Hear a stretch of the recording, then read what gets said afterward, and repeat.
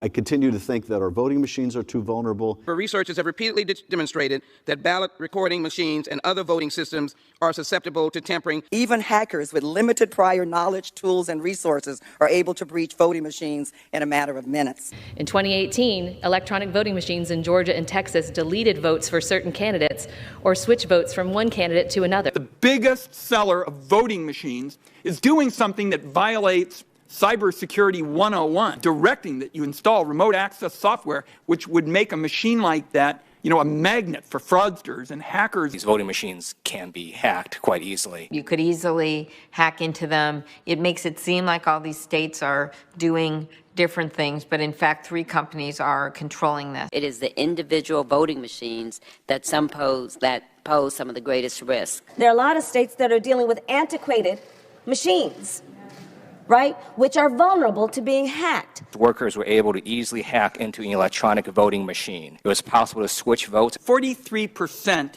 of American voters use voting machines that researchers have found have serious security flaws, including backdoors. We know how vulnerable now our systems were. I know the hackathon that took place last year, where virtually every machine was broken into fairly quickly. I actually held a demonstration for my colleagues here at the Capitol, where we brought in folks who, before our eyes, hacked election machines, those that are being used in many states. Aging systems also frequently rely on unsupported software like Windows XP in 2000, which may not receive regular security patches and are thus more vulnerable to the latest methods of cyber attack.